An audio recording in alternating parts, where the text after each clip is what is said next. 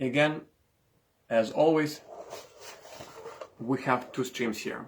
One on Facebook Live and one in Zoom. So Zoom is specifically for people who would like to talk to me directly and ask questions directly, because I can answer them right now, and then also after the recording has stopped, we can just chat privately on anything you would like to talk about. It could be about data, it could be about grievances, it could be about Canada, it could be about Ukraine. There are so many things which many of us are following right now and quite concerned and would like to contribute to improving the situation. I have already started sharing the screen with my Zoom audience. Now I will turn my telephone here so that Facebook audience could also watch it.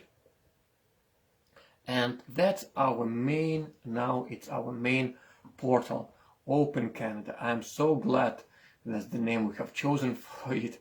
Open Canada. Open Canada, where open people meet open data. And we talked already about our mission here, to enable and unite Canadians by providing data evidence and tools to help each other in the time of hardships caused by the COVID-19 pandemic and associated government measures.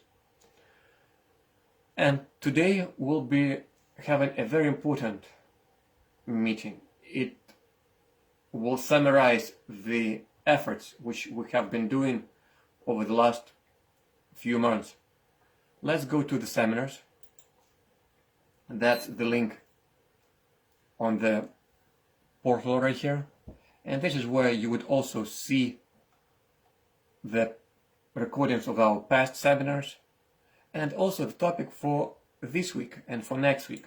So people are asking questions and I'm putting those questions here for the agenda for this week and next week. So this is your summary of what I would like to talk about today. I will go one by one through all of those points here, but my objective here is just to quickly provide you overview of the portal, and then I will produce newsletters. And you remember there is a newsletter here which provides more details, and there will be links included for each of those points. And I plan to issue 3 newsletters over the next few days as a summary of this week's events and results.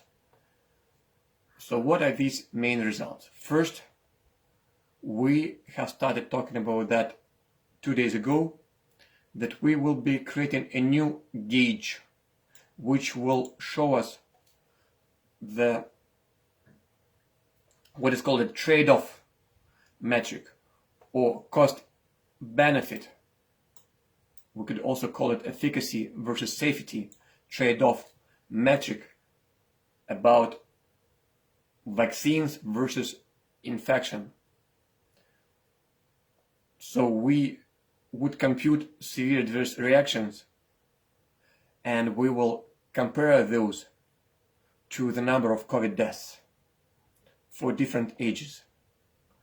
And we state that perhaps this is the most important gauge in the entire history of COVID pandemic dashboard development, because this is the one which encapsulates in one measure, in one number, how successful are the measures which are put in place by the government and versus the entire situation, the entire death toll caused by the pandemic.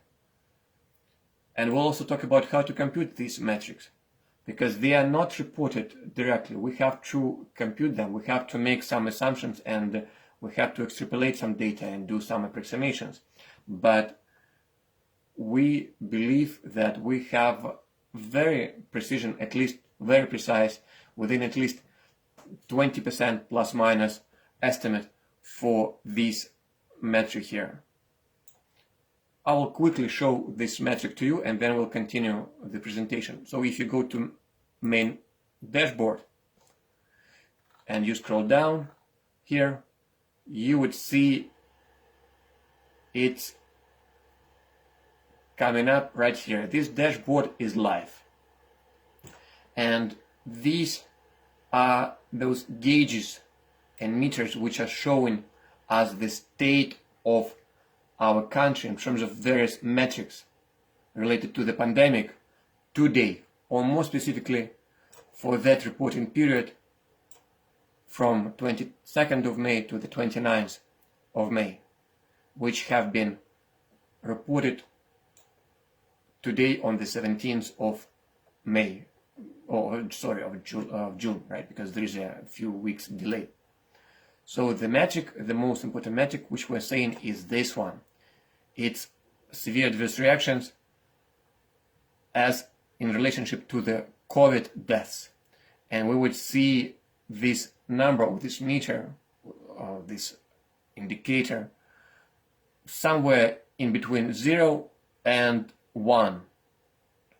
Okay, and we put it for the average for total population, average over all age groups, and then for young, under 18, and then for elderly, over 70. And we'll talk more about that, how these numbers are obtained and what do they mean. Let's go back to the seminar agenda here. The next topic is finalizing the dashboard. How to remain objective. This is the most important part for me, and I am sure for most Canadians. We'd like to remain objective despite our political or religious differences. And what would be the next steps for us? Now, as we have built this dashboard, what else we could do? Because today we're really trying to wrap up the development of this dashboard. So we'll be talking about different layouts, different dimensions of the analysis which we're tracking over time, and different hierarchy of details, like how much detail do you need to put so that not to confuse people, but really to elucidate, to make it easier for a general audience to understand the results. We'll talk about this three-facet gauge, and 3 means for 3, at least for, it's very important for all results which we present, to show results for all population, but also then for children and then for elderly. Okay? And then we would like to issue a newsletter about recommendations for the government on how essential to restore the trust and help to unite Canadians who have been divided so badly in the last 1 year specifically, and in particular after February, after the convoy for freedom. And most importantly, while Canadian government is helping to unite Canadians, it's actually helping a lot Ukraine. And I will have a separate newsletter on that, why the government is so important to unite Canadians here in Canada to help Ukraine. Because those who do not like the actions of the government, they do not support Ukraine. That's what I found, unfortunately, as a matter of fact. And if we unite Canadians, it will be easier to help people to understand all Canadians that indeed Russia is not our friend in this game. It's not defending the freedoms of Canadians against our democracy. No, in no way. Russia has its own agenda of occupying Ukraine for many, many years, and we of course need to be united not to show any support for Russia in this horrible, horrendous activities it has been doing since 24th of February, which is, by the way, almost coincided with the tracker convoy, how should I put it, when the Emergency Act was put in place to destroy truckers, and essentially it was a very important step which now is being challenged in the court, as many of you know. So then we'll talk about war is over, and my daughter was singing, so this is Christmas and what have you done? Another year over and you just begun, because that's the song of John Lennon, where war is over if you want it. And the idea is that indeed people feel a breeze of relief right now when the mandates have been lifted. But we will talk about the fact that it's not as easy. We could see the reports from the Ministry of Health to CBC, then Treasury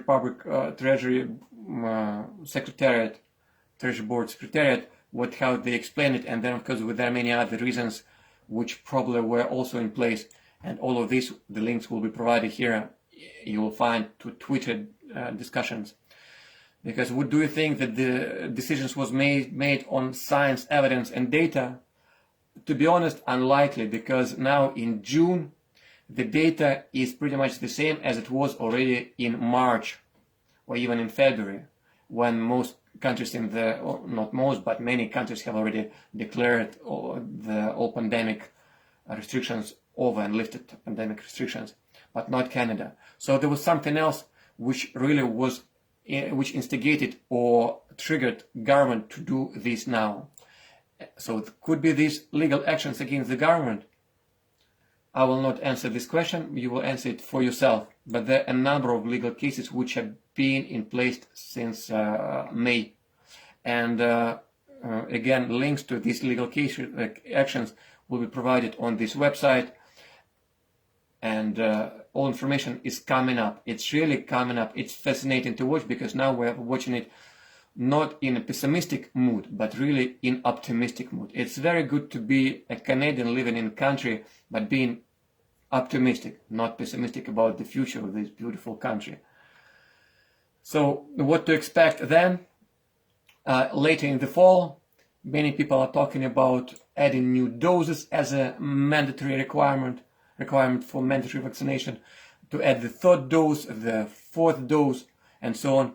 Maybe there will be another pandemic. So that's something I would like to continue discussing here. Also, a few more thoughts about how this is done by Google and artificial intelligence in general. Now, I would like to remind you here, and this is, I'm just saying hello to my Facebook folks, because I have PhD from University of Alberta in the field of artificial intelligence. So my PhD thesis was in neural networks back then. And I know very well these techniques which are called now artificial intelligence. In many cases they're complex, in some cases they're not as complex. And they could be called decision trees, or some filtering techniques which essentially trigger a flag which will indicate that the message is misinformation, or that the email should be sent to spam. And I'll give you a few examples on this one. So I just found, incidentally, people were trying to reach me on my work, this email which I have created, mailbox dg@ivim.ca, and people were sending me questions, comments, and I was not receiving it. Then I told them, please send it to my Gmail, and then I received it. So you see, Google, because this mailbox was handled by Google Mail, Google classified emails which were going to that dg@ivim.ca as a spam, especially in combination with some other keywords, such as coming from Proton Mail, for example, and some other words. So this is always a combination of factors. It should be more than one. Normally it's a multivariable space where multiple variables are used, and then when there is a threshold over, or when the numbers are over threshold, it would classify as a spam. And probably the same happened with my previous seminar, which I held this time last week, because when I put it on YouTube, Google removed it, even though it was just quoting the information from New Brunswick. And you can watch my recording, which I've done 2 days ago, which is now on Rumble. And you would see I have said nothing of myself. I was just quoting data from New Brunswick, which stated that fully vaccinated are no longer protected. Okay, unless they have another dose. You see? And this is called natural language processing, a combination of different words, how you make use of them, And we have a link for those who are interested. We build an application, a web application, to analyze access to information requests, which are open source documents, and you can go to that link if you'd like and to explore it. Okay, so that's a summary of what we would be talking, but not now, but in newsletters which will be sent to everyone who has subscribed. The next